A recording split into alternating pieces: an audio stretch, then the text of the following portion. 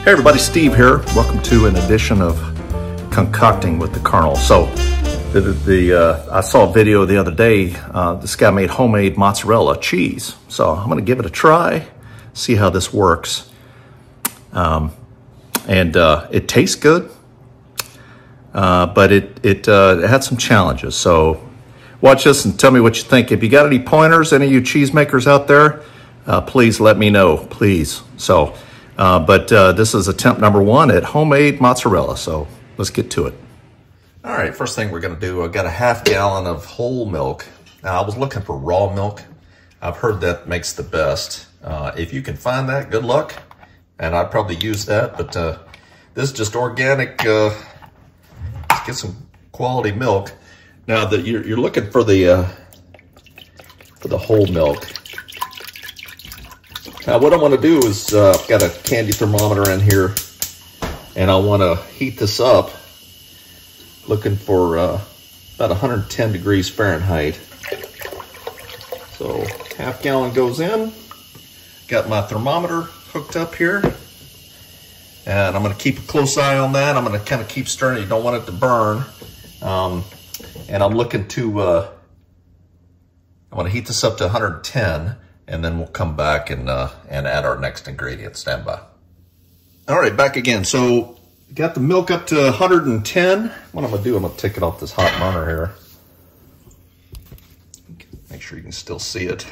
There we go. Now I'm gonna do, I've got, and I will stir in to make sure it's nice, even 110. So what I'm gonna do now is add 5 tablespoons of vinegar. Now you can use lemon juice if you want.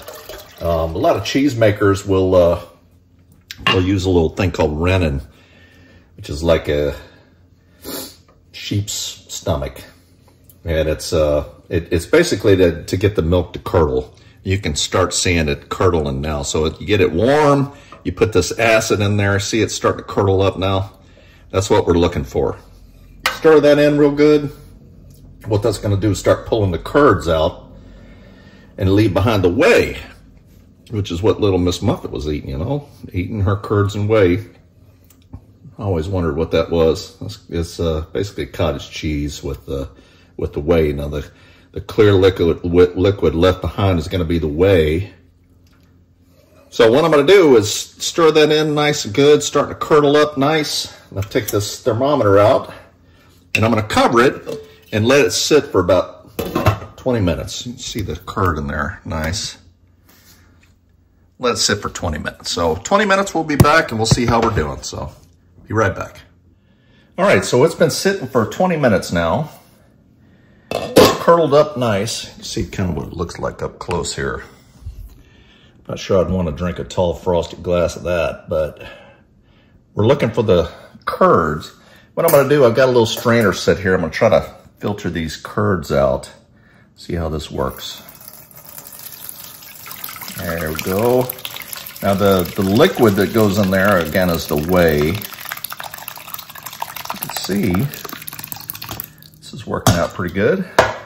See the curd getting left behind here. Drain off as much of that as I can off. And then what I've got here, I've got a good piece of cheesecloth that I bought from the store, Walmart. So I'm looking for, that's what I'm looking for. See that? That's the cheese curd. I'm gonna just put this in my cheesecloth and then try to get the rest of this here. That's gonna work out nice, I think.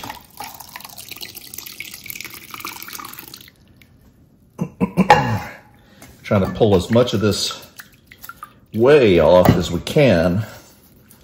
And that's what the cheesecloth is for. So, strain as much of this liquid out as we can. And that curd goes in there. We're done with that. Now I've got this cheesecloth. So there's all my whey there. Probably not going to drink that. So here's my curd here. Now what I want to do is take this cheesecloth and kind of curl it up, and I'm going to use this. So what I want to do is try to get as much of this liquid out of this as we can. So I'll just give this a nice little squeeze.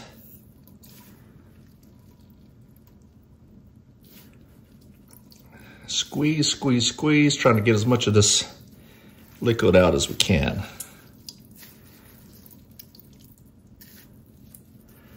Oop, kind of coming out the top there. I don't want that. That's what I'm looking for. As much as we can. That's all the way there. So I'm going to squeeze this until I have a good ball of curd here that's fairly dry, or drier. As much of this as we can get out. I'm going to keep working this. I'll be right back. All right, so I squeezed it, got a lot of that whey out. This is what I'm left with here. A nice ball. Starting to look familiar, isn't it? Now what I'm going to do is put this in the microwave for about 30 seconds and heat it up. And then I'm going to come right back. Stand by. All right, so 30 seconds in the microwave. You can see there's a little bit of whey coming off there. See that? So I'm going to pour that out. Again, trying to get as much of that out as we can. And what I'm going to do is I want to, and it kind of melts it a little bit, but what I want to do is start stretching this out. Now, it's a little hot. I'm going to let this cool for just a second, then I'll be right back. All right, take two here. Got it. Let it cool down a little bit. I poured a little, squeezed a little bit more, got a little more whey out of that.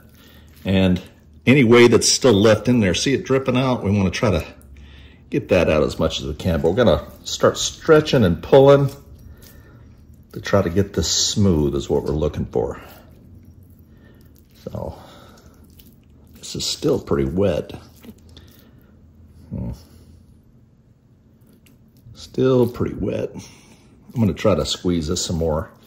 Hold on, let me try to squeeze it some more. All right, now it's a little drier here, so I'm just looking to stretch this out, see how this works here. It's still pretty crumbly. It's not really, just kind of squeeze it together. Just keep squeezing. This is the first time I've ever done this. So this is less of a how-to and more of a how's this going to turn out video. We'll see. I'm just squeezing this and squeezing, trying to get it dry here. I think I might try to heat it up a little bit more. Because what I'm looking to do is get it stretchy, but it's still, see, it's just still kind of clumpy and coming apart. I don't know. Any thoughts out there? See how this works. So what I'm gonna do, I'm gonna toss this back in the microwave a little bit, see how that works. All right, so this is not working the way I saw in that video I saw that I wanted to try. This is still pretty kind of clumpy. So what I did was I just got it and like squeezed together balls like this. I mean, I tasted it, it tastes like cheese, but it's not stretchy. And it's just kind of crumbly. It's kind of like feta cheese. It's kind of the consistency. So any of you that have experience with this, I'd welcome anything you can do. What I want to do now is just kind of cool it down. I'm going to just put some cold water. Let it sit in some cold water. Put it in the fridge for about 15 minutes, and we'll come back and try a bit. So stand by. All right, it's been about 15 minutes or so. Let's see how these turned out. So it's a little more solid and cheese-like.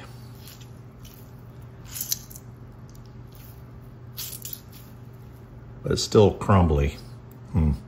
Still crumbly. Let's see. Let's see what it tastes like.